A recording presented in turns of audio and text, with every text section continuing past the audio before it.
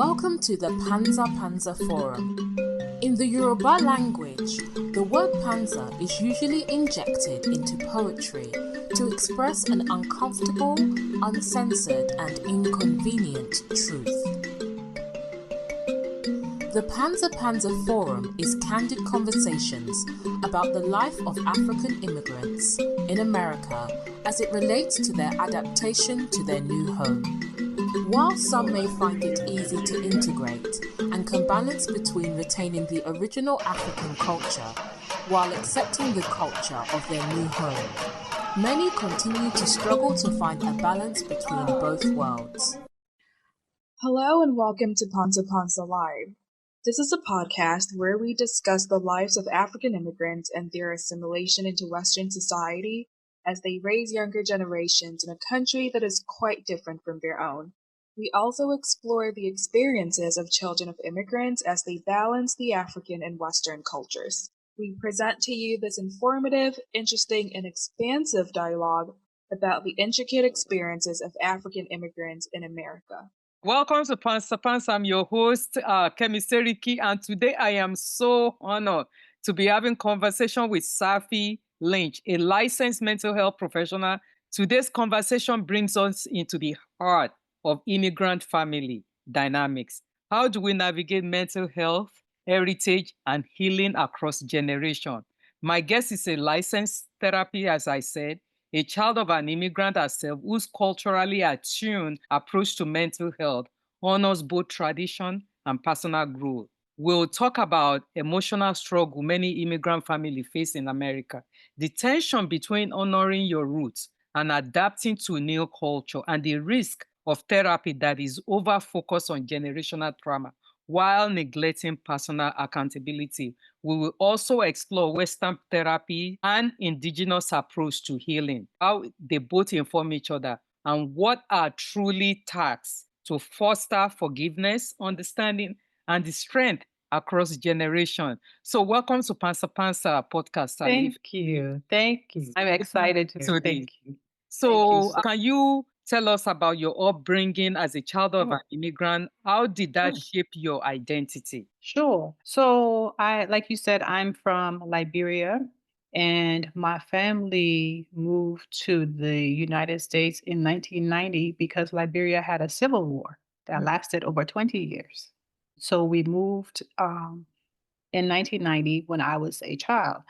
And that has completely informed my work because I used to be one of my clients, right? I have lived the life of my clients and the population that I work with. And so I reflect on when I was going through some of the challenges that some of these resources were not readily available, or if they were, we did not know that they were. And that has steered the direction of my work. And I became even more passionate about it more recently in the pandemic. I was already working with immigrants, but I wasn't specifically focused on just immigrant mental health. But in the pandemic, I saw a resurgence of a lot of anxiety that had to do with, it was in between generations. It had to do with the children, so the adult children of immigrants who could not get access to their parents and what that meant. So this is in the lockdown where, we have our cultural expectations that we care for the elders, and they could not show up for the elders in the way that they were used to, in the way that they were expected to. I saw it in my therapy sessions. So people would come and they would say they're here for anxiety or depression. So on the surface, it looked like regular mental health issues. And then as we talked, I started to see a pattern. It was cultural. There were cultural expectations here. There were cultural reasons why they were depressed. And so that made me start to really think, okay, what is really happening here? Maybe I need to look closer. And I started to really connect the dots. And I said, you know what? This is a population that's not getting enough support. Here's a population. Here's this phenomenon that's happening. And meanwhile, we're panicking because of COVID. And so we're not really addressing the core, like the heart of the issue, which Mhm. is, what are our cultural expectations? What are the responsibilities that we have as the children and our responsibility to the elders? And what does it mean that you cannot show up in the way that you're supposed to show up? And how does that impact your mental health? So Mm. that's how I ended up in this space. Wow. So the cultural expectation, can you expand more on it? Yes. We have to Yes. talk about as a child of immigrant navigating the Mhm. dominant culture is like you have Mhm. to have two identity at the same time. Absolutely. Absolutely. And so what that looked like, for example, the child, and when I say child, I mean adult, but Mm. that person is responsible for going to the grocery stores and going shopping for the parents, or they're responsible for taking the parents to their doctor's appointments, or they're responsible for, or they're expected to spend a lot of time in the home, right? Even if they don't live together, to spend a lot of time in the home to check on that parent. Hey, what do you need? And this is all happening in a space where we're on lockdown, where you cannot, right? We're supposed to only go out for necessities and you have to be safe. And then also recognizing that even if you can go, do you want to go? Because do you want to risk taking, possibly contracting this virus that we didn't know a lot about at that time and taking it to your elderly parents? So that's what I mean by expectations. Some of the things, and even like the social gatherings, some of those things that are part of our rituals, part of our expectations in our communities that we could no longer, engage in. Some of Mhm. the things that foster togetherness, right, as a community, those Yeah. things that people could not access. But we didn't have a name for it, right? A lot of people didn't have a name for it. And so they were contacting me, hey, can I get some support because I'm feeling anxious? I don't know what's going on. Like, I'm feeling anxious. I think it's COVID. I think it's COVID, or I'm depressed. I think it's COVID. It's like, okay, we're all feeling these things because of COVID, but I think something else is going on here. And then, the more you talk to the person, you see, oh, this is what's happening. You actually, yes, it's depression, but it's more because you are feeling guilty because your parents are expecting these things from you and you cannot meet these needs and it's out of your control. And then, you look up and you get another client and you hear similar story. And then you hear another story, and and it was across cultures. It was African immigrants, it was Hispanic immigrants, it was across cultures. And that's when I said, you know what, let me really sit down and take a look here, and what is the actual need, and how can I show up and create a space specifically for this? It's not just, the regular mental health needs. There are some unique needs here that are not being addressed. Wow. That's so wonderful that you're able to connect to understand that Mhm. this is a unique need, especially for children of apart from African Mhm. immigrant Mhm. alone. You see Mhm. some of these Latino children who the parents don't even speak English. The age of 5, 6, they are the translator. Yes. Yes. And the same thing Yes. with African immigrant children, whereby they follow their parents to the clinic Yes. and they Mhm. have to be the one to translate. Correct.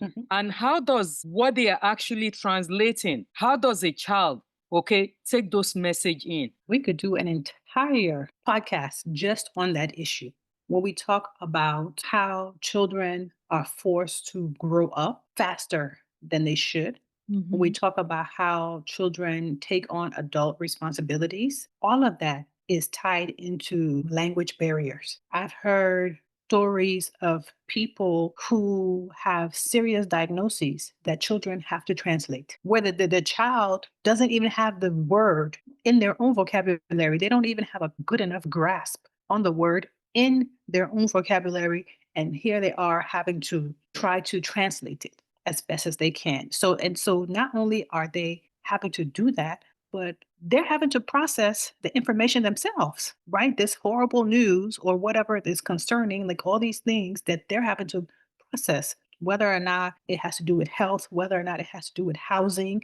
whether or not it has to do with safety. They're still processing that thing from a child's mind that's not even fully developed. And before I even move to other subjects, one thing that I see within African immigrant community, we don't have a strong community in terms of the focus on what am I going to call it? Community service. Yeah. Whereby if we Mhm. have a formulate a non-profit organization that is able to do a lot of people volunteering, because the United States is not going to have translation for every language of every Correct. diversity of the community that they are Right. here in this country. But it is so rare to have an organization that actually non-profit to focus on African immigrants' needs. that formulated by African immigrants to address a lot of all these issues? They are there, they exist, not a lot. They do exist. But the one of the barriers that we have to overcome with that is the stigma that is attached to asking for help in the first place. That's the first one. The stigma that comes with asking for help that gets in the way of people even going to these types of facilities. And then number two, the shame that we attach to our needs, right? So the pride that we have as a culture and not wanting anyone to know that we need this thing, that we don't have this thing.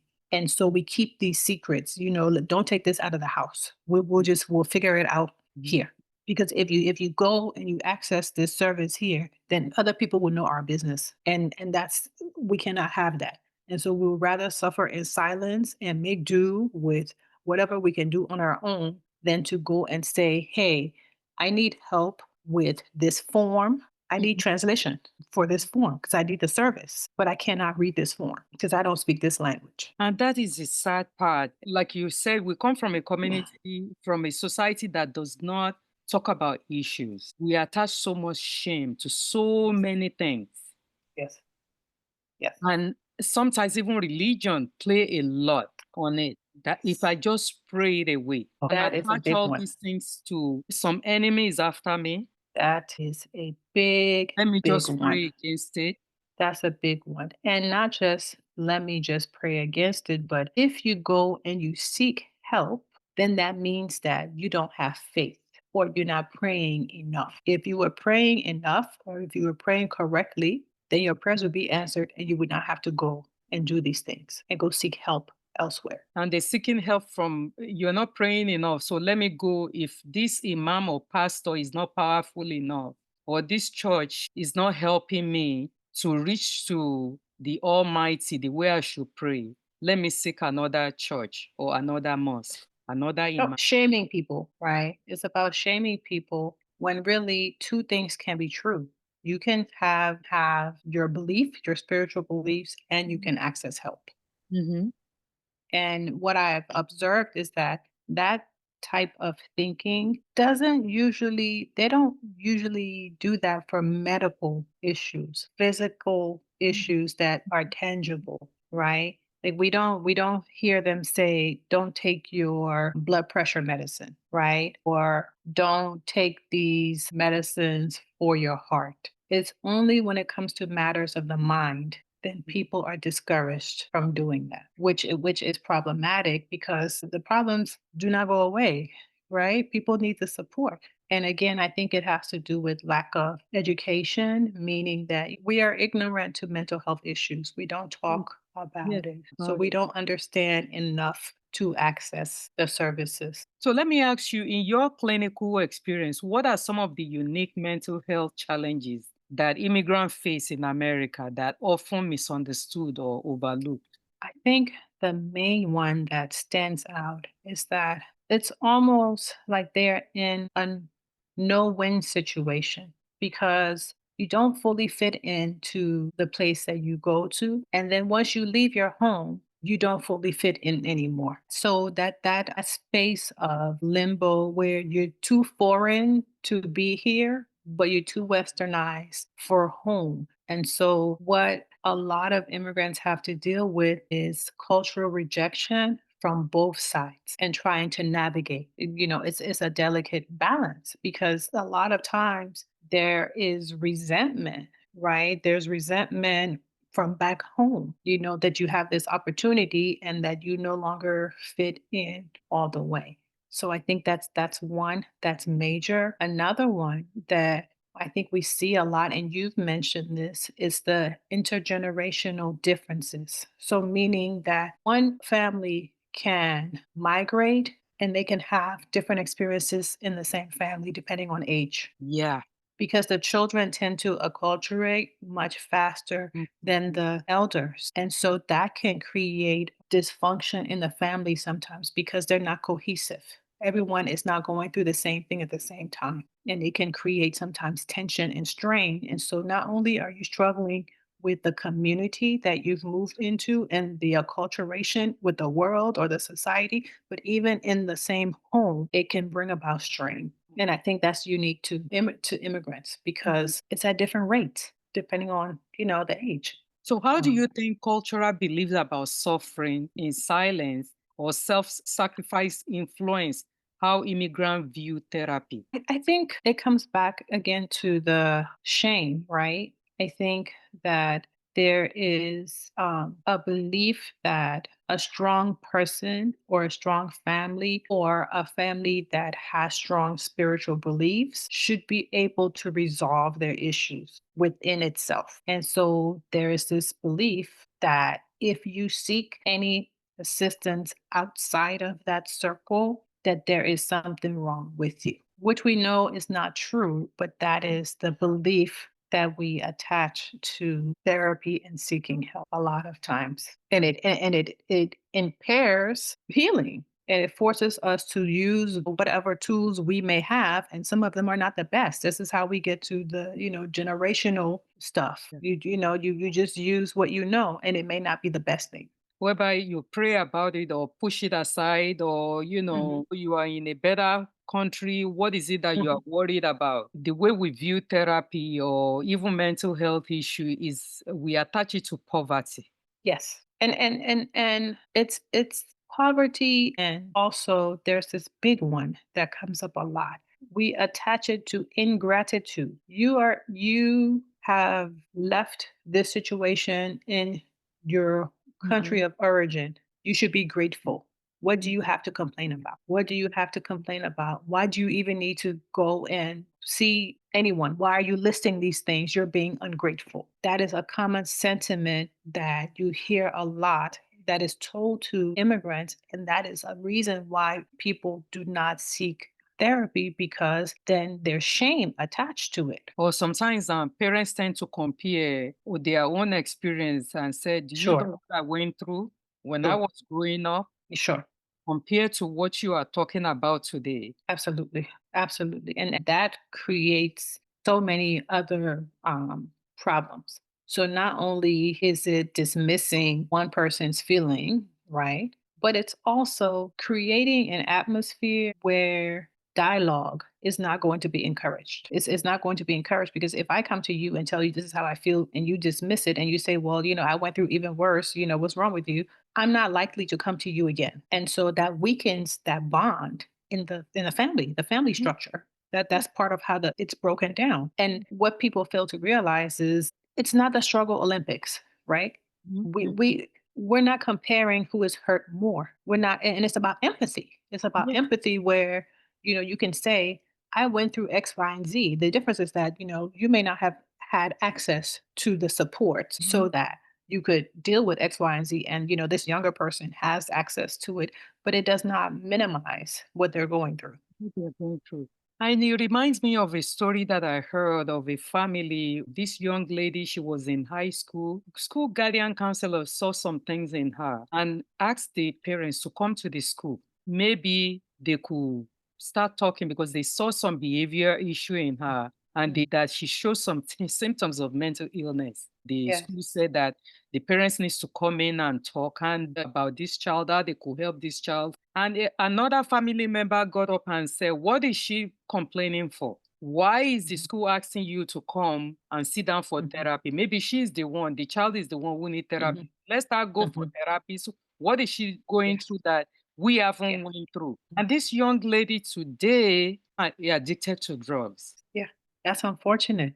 That's unfortunate, but there's so many of those types of stories, unfortunately. And I think that comes from this belief that if the school is saying that something is going on with you, that's a negative reflection on us as the parents or as the family or as the elders. That means, they're implying that there's something that we didn't do, correctly. And that's why you're doing this, which is not true. That's not necessarily true. But I think that's one of the reasons why people tend to reject the services also. You have this other person here thinking that we have not done a good job with you, and we cannot have that. Yeah. And this child, even though they were talking about just conversation to Mhm, see how they could help this person, But then whatever is going on in the brain or the mind that is triggering anxiety, depression, you have to get a relief somehow. And if it's the Absolutely. drugs that you need to take to get that relief, and that's how this young lady became addicted. It's an escape. It's an escape. The drugs can be an escape. It's a tool that people use to escape from reality. When something is too much and they don't have any other, it's a coping mechanism, not a healthy one, but it is still one. It is a coping mechanism. It's the same as alcohol. I want you to dive into, have you ever, experienced working with a client where the expectation from the parents is so high that's their golden child, and that golden child wants to keep at the pace of what the parents want, and Yes. they might be suffering from mental illness, but they don't want to bring it to the parents Yes. because this is the golden child that is well praised and everything. Yes. And it Yes. leads to Yes. bad Yes. things. You know what that looks like? That looks like a child that achieved the career goals, because that's usually what that looks like. So it looks like someone who, on the surface, has this great job. So for our culture, is typically this is a lawyer, this is a doctor, the engineer, or like they have these jobs that the parents have really highlighted as the most successful, and this has been their goal. They have those jobs that they don't like. They're not happy. On paper, they're successful.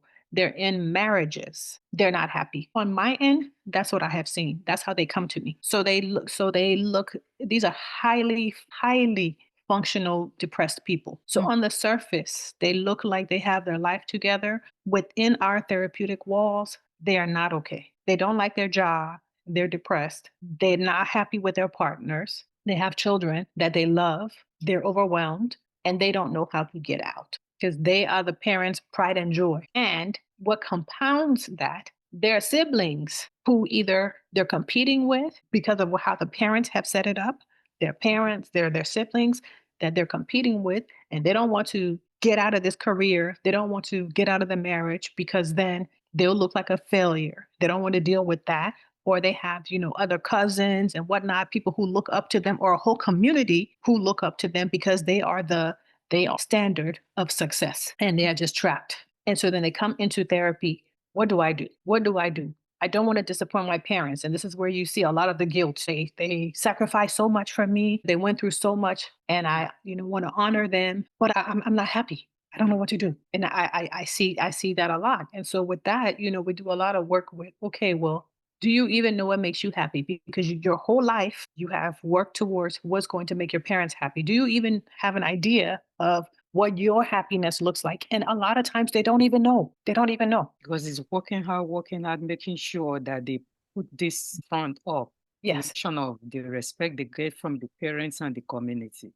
Yes. And their parents' dreams have been embedded in them to the extent that they don't even have their own dreams that are separate from their parents. Like everything is tied to the parents' expectation. And so it's a lot of work to even figure out, like, what is it that you would want to do for yourself? What do you have a passion for? I don't know what I have a passion for because this is the path I've always been. Or what you'll see is that they have a passion for something that is not within those approved fields. So usually like the arts, you have someone who wants to be a musician or who is, a photographer, who is doing something else, wants to be a therapist, like all these things that are not the standard. And how can I pursue this? This will bring shame. And I don't want to waste my parents' money. They spent all this money on my education to be X, Y, and Z. What do I do? It is so A lot much of pressure. What practical advice would you give immigrants navigating between honoring their roots and adapting to American life without losing the sense of self? That is layered.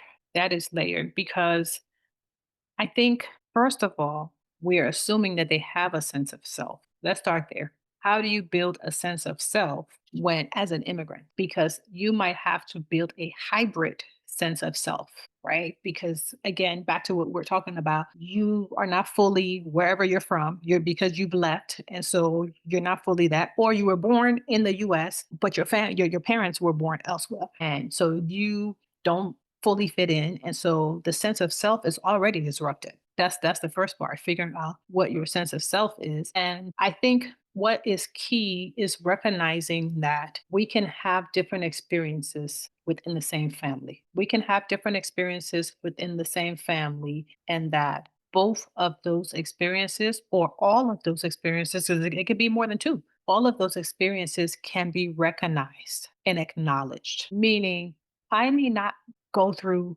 what you're going through. My challenges may be different, but that does not in any way negate the fact that you have these challenges. So, part of bridging the disconnect is the ability to sit down and have conversations, even deeper than that. In order to have those conversations in our community, one of the most important things that I think needs to shift is the ability for the elders to allow children to have a voice. Because off, in the culture, children do not have a voice. And when children try to use their voice, it is oftentimes misconstrued as disrespect. And so, if a family is able to create an atmosphere where it is allowed for people to voice their opinions, even if they don't agree, as long as it's in a respectful way, I think that that could be such a great tool to unifying, families and even the differences in the generations. It could be such an important tool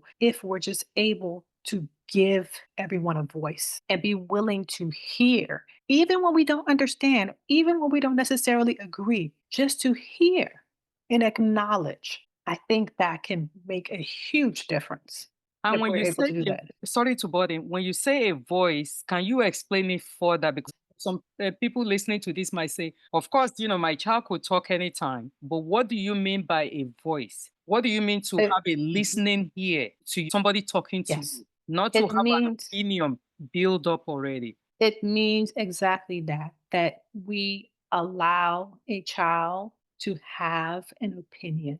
We allow a child to have feelings that can be expressed. We allow the child to have an opinion that might not be the same as ours, and that it's okay, realizing that they are an individual, as long as it is in a respectful way that we can communicate, that they can have opinions. And if we really want to push it, a voice also means that they're given some options, that the parent is able to say, here are the different things that I would like. Here are my expectations. Here are my hopes. Here are my dreams. And that the child can say, I'm not so interested in this one, but I think this one looks interesting. Or how about this one?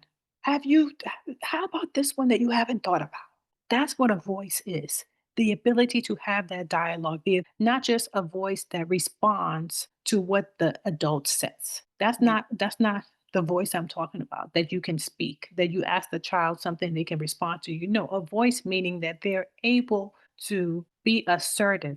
They're able to initiate conversations. They're able to ask questions, because that is something that is not as common. The ability for a child to ask questions so that they can learn and understand, and that it not be seen as a challenge or as a disrespectful gesture. Mhm, sure. That's what that means. Thank you so much for that. Because a lot of misunderstanding within our community when we're talking about a child having a voice is we think we listen to respond most of the time. Yes.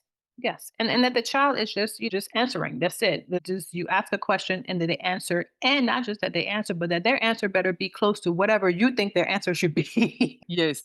So I want to bring you to therapeutic approach and culture, Mhm. trauma and responsibility. There's a growing trend, which you've seen online too, Yes. Yes.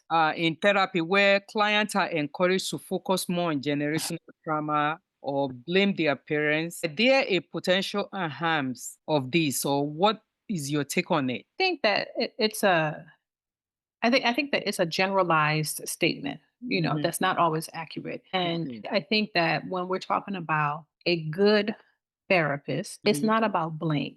So when people come, and let me say this, I am explaining this from the Western point of view, because there are other ways. I'm talking Yeah. about the Western point of view. When someone comes to therapy, the idea is that in order for you to heal or grow or to change, you have to understand the why. How did Mhm. you get here? Why are you having these challenges? And oftentimes, it dates to childhood, it dates to intergenerational stuff. It might, go back to the parents. And so that's Mhm. where that comes from, where you'll hear people say, therapy is just blaming the parents. And it's not necessarily about blaming the parents. It's about understanding. Here are the dynamics. Here are the different things that have contributed to where you are now. And it's not about blame, it's about understanding it so that then you can say, okay, this is how I got here. Now, what can I do with this information so I can make some changes now and for my future? So it's not necessarily about blame, it's about understanding. Here are the patterns, here are the factors. Because oftentimes the parents and what has happened is not intentional. Oftentimes it's generational. We do the best that we can with what we know. So it's not about blame, it's about understanding the why. This is how you ended up in this therapy session. This is how you ended up in this space with whatever challenges you have. Here are some things that possibly led to this. Now that you know what these things are, let's see what can we do with this information to help you to get through this, to move forward and move through it or past it. That's what that is. Yeah, because it's so much of those discussion online. Sure, sure. Oh, absolutely. So, Absolutely. how do you help a client to explore their past while taking ownership of their own choices of today? So again, it's about understanding like how did we get here? And part of that has to do with what role did you play? Hmm. What role did you play in this? If any. What is your role? What choices did you make that also put you here? Owning up to that. Okay, now that you know what role you played, what role other people play, what are you in control of? We cannot control other people. What are you in control of? And of these things that you can control, what can you change that will give you a better outcome? Yeah, that is so important. Yes. Because the history, like you said, we cannot deny the history. The parents did their best of what they know of the situation that they are Right. also in, of and maybe many challenges they might be facing Mhm. raising these children. Mhm. They will do their best, and it's not Yes. even only pertain to African immigrants or immigrant. For anybody. It's for anybody. It's for If you anybody. have generational differences. Absolutely. It's for everybody. This is something that I can do with clients of all ages across all cultures because then we look at now that you are able to see the connections, what are you going to do? What part do you want to play? Because even if we say that your parents made these mistakes and that has contributed to this, okay, Mhm. you're an adult now.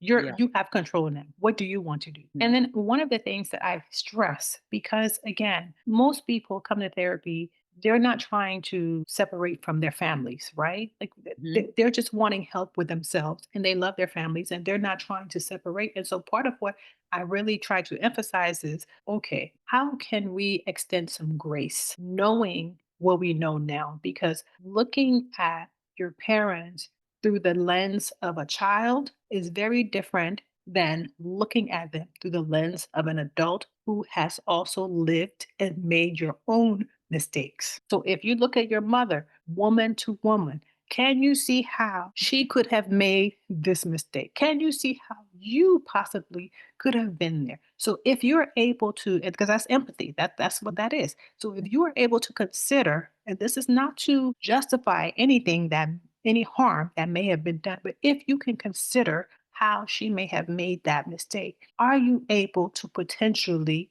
give some grace in terms of forgiveness and the ability to move forward? Hmm. Because That's that's a so big part of it. it is. It's a big part of it. But I've seen situation of many of our children that they've grown. Let's say, Mhm. if we Sure. consider, finish college, have a good job, and they suffer Yes. from maybe depression and all that stuff. Yes. You know, Yes. they kind of like it's because of what my parents did to me. If not, I won't be feeling this depression without actually focusing on other things that also may contribute to that. Mhm. You know. Yes. And that's again in therapy, a good therapist will be able to help the person to see the difference between understanding why you're having the challenges and using something as a crutch or as an excuse so that you don't have to do the work. Yeah. Yeah. That's very different. That's very, very different. Where my parents did all these things to me and they're the reason why I'm like this. Oh my gosh, oh my gosh, oh my gosh. But that's all you want to say. That's all you want to hold on to. You don't want to consider, okay, but what can you do? Yeah. How can you get out of it? That's very different. Yeah. Because no Very, parents very is different. perfect. And let's be clear though, like even in the worst cases, and I have had some of these cases where there has been like some really horrible, horrible things that have been done that, people cannot get past, like some serious, serious harm. Even in those cases, you are still responsible for your own healing. And some people don't like to hear that. Mm. You are still responsible for your own healing because you have to live your life. You are still responsible to do the work to Work. get past it. It's Yeah. still up. No one can do it, not even the person who harmed you, not even an apology, because you'll see people say a lot, I need closure. I need for them to apologize. And that's great. That's a bonus, though. You have to be able to move on with your life, even if you never get those things. Yes. Because if your parents passed away, what can you do Yes. then? Exactly. Or, sometimes there are people who refuse to accept responsibility. Like, I did not do that to you. I did the best that I could. And it's not, you're not going to blame me. And I'm not sorry. I didn't do anything, and you can't force anyone to Yeah. say Yeah. you. Yeah. So you box yourself in if your healing can only come with the person who did, your parents changing or making some adjustment.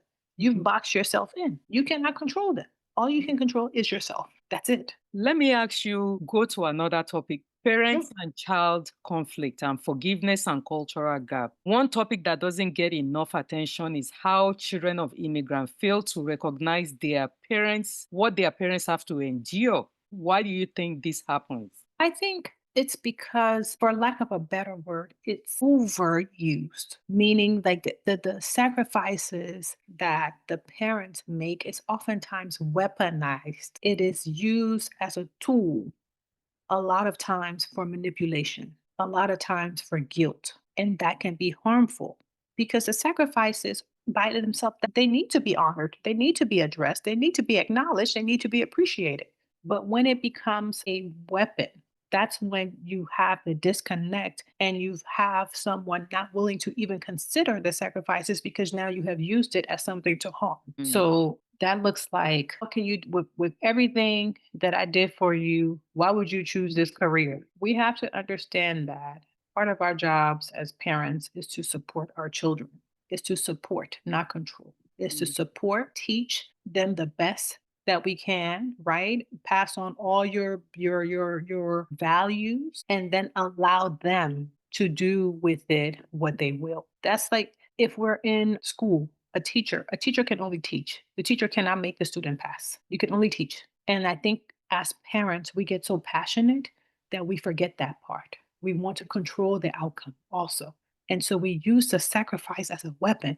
I did this. I did this for you. I gave this up for you.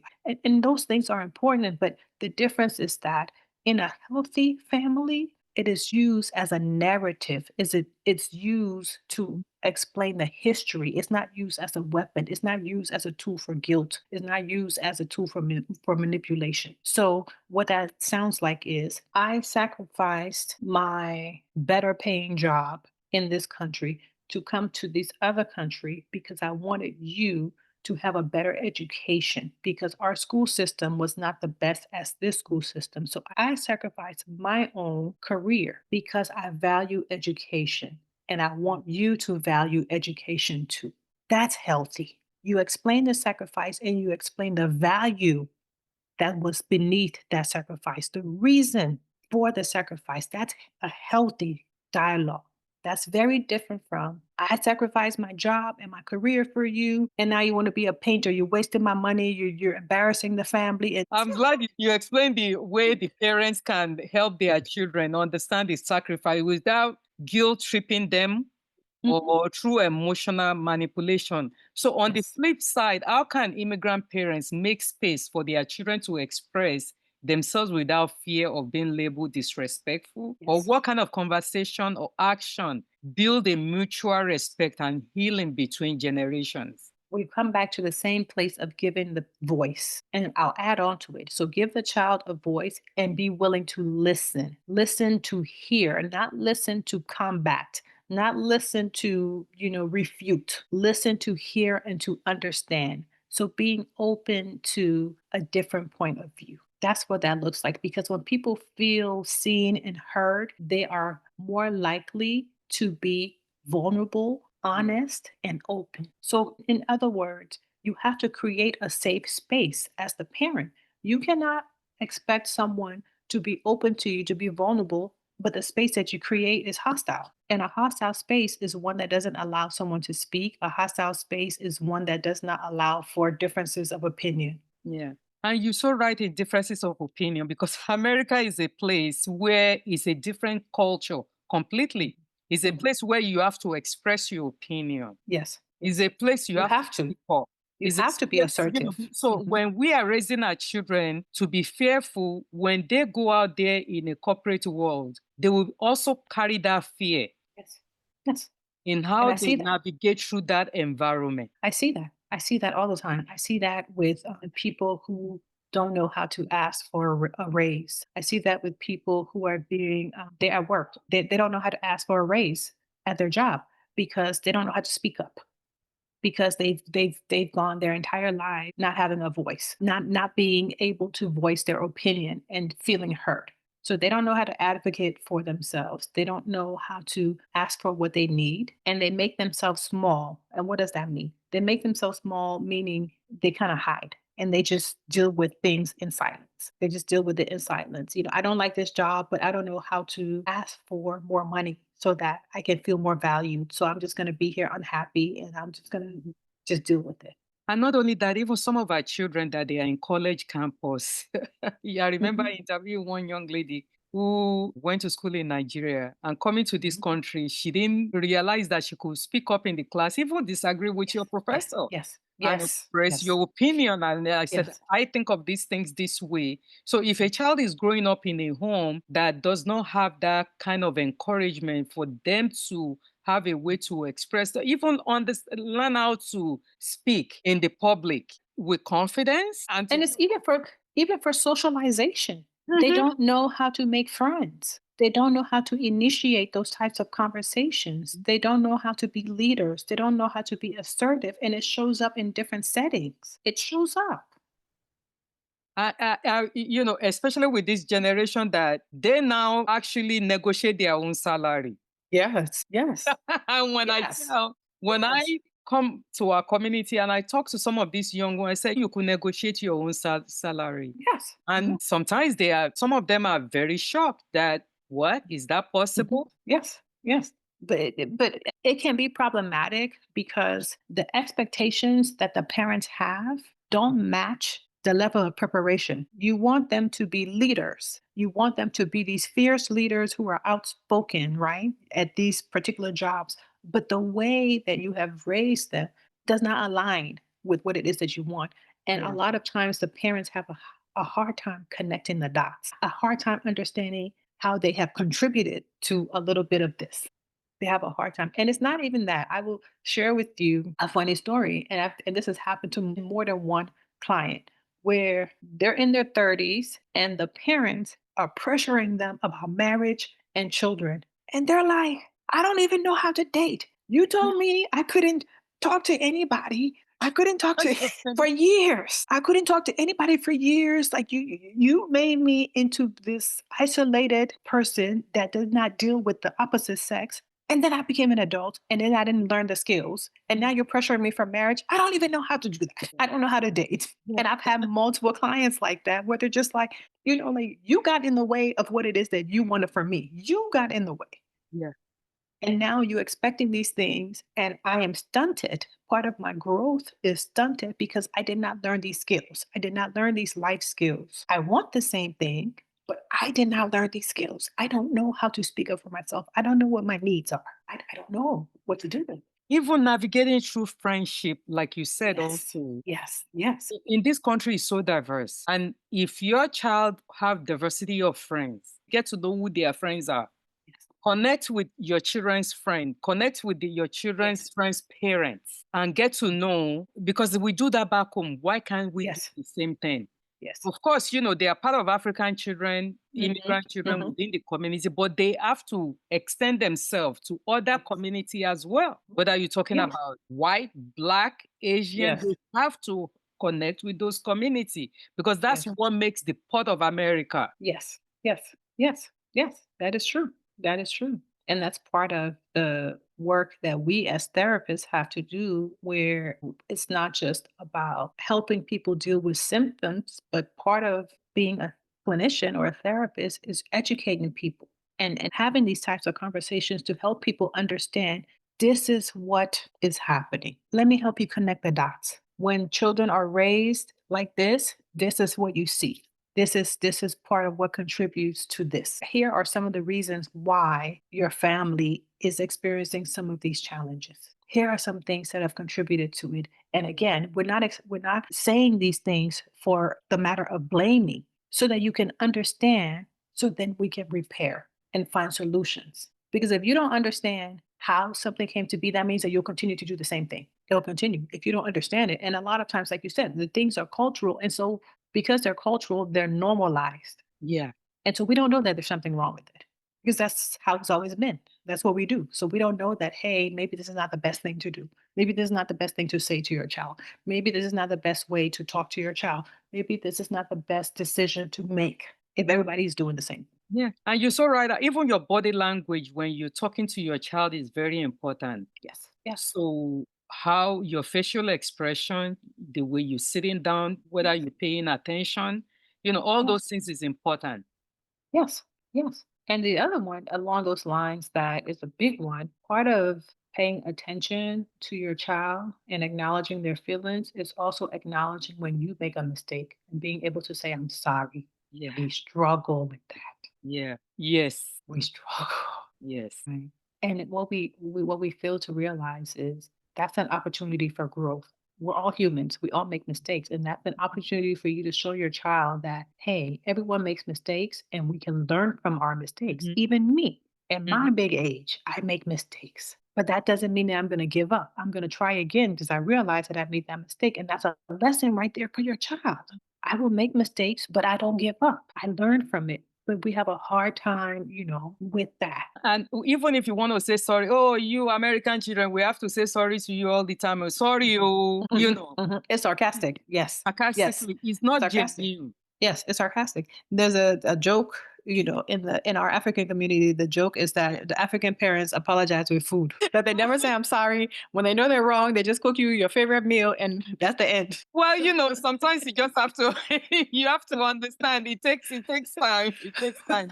So I want to draw you into indigenous versus Western approach to mental health. So what are some of the core differences between Western trauma therapy and indigenous or community-rooted approach to emotional healing? What the beliefs is that Western therapy often isolate the individuals, while the many indigenous traditions view healing as collective. How does that correct. influence, treatment outcome? That's correct. That's correct. And there are several differences. And what you just said is correct. The Western perspective tends to be individualistic, and whereas the indigenous is collective, is a community effort. And the problem with that is it does not take into consideration some things that may happen, some historical context from the community that affects the individual. So you're treating the person for the symptoms of depression or anxiety or whatever, and that's fine.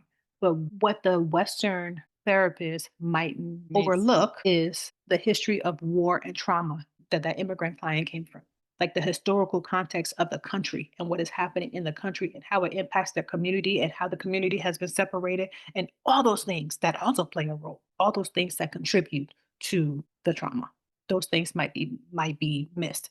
And and there are lots of differences. The other difference that I think is really, really important, especially nowadays, the Western perspective is more pathologized, meaning it's about diagnoses and the symptoms. Okay. And the indigenous is just about wellness and the community wellness. Storytelling. So it's about the storytelling. It's about rituals. It's about your nature. It's about your ancestral connection. And I'll take it one step further. One of the other problems that comes with this is, so like, for example, current day, if you try to use your insurance to get therapy, you have to meet medical necessity, meaning the insurance company has already identified you need to meet these diagnoses. If you don't meet these diagnoses, we're not going to pay. Yeah. We're not going to pay. And so the Western culture forces the therapist to put you in a box and to put this label that you may not have. I've had clients who are just sad. They don't meet a diagnosis. There's nothing wrong with them, but they need support. But if they can't afford to pay out of pocket, they can't get the support. They cannot get the support because the Western philosophy is you have to be sick enough. And our definition of sick are these diagnoses from this book that we, and when I say we, I mean people who do not look like me and you have determined to be the ones that are worthy of paying. They're paying for for. DSM. Yes, yes, yes.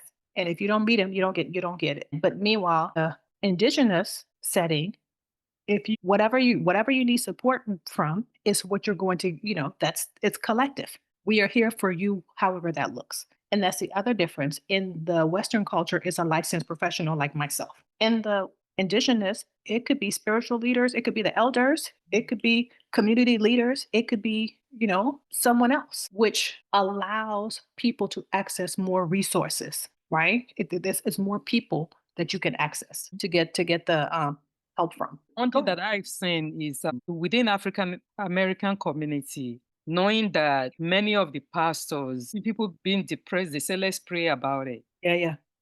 So now mental health professionals now are training the religious leaders or some of the church member or religious setting, maybe mosque, about how to recognize that this is not just about praying alone. Yes. This, Yes. if you see certain behavior, it calls for professional. Yes. The church and a lot of religious entities have come under fire for that within recent years, and I think that's why you're seeing what you're talking about, where they're trying to make the effort to make therapy a normal thing, to make it something that's acceptable within the church, because they've come under fire because they have caused some harm in that they have discouraged people from seeking resources that they could have used because they tie it to their faith and them questioning, their faith in whomever they believe in, whether it's God or whomever else, whoever they believe in. They have tied that into people seeking help, and and people have been harmed and they've come under fire. And so that's the shift that you're talking about, where you see them trying to make the effort now to be more inclusive and to try to bring more professional help into Because it's not those communities. yeah, because it's not only talk therapy alone. Some people might need medication. Yes, Need to exactly. see a psychiatrist. Yes, absolutely. Because a lot of mental health issues have nothing to do with something that is going on with the person on the external. A lot of mental health issues have to do with chemical imbalances that are not within someone's control, where you have to have medication to help to, mediate the imbalance. Wow. So, on a closing reflection and practice, what do you wish more therapy understand when working with immigrant families? What do I wish? There's so much. I think the biggest thing is understanding that with immigrant families, you have to dig beneath the surface. That it's so layered. There are so many issues that the immigrant client might be dealing with all at once. So it's not just about whatever symptom you see. Mm-hmm.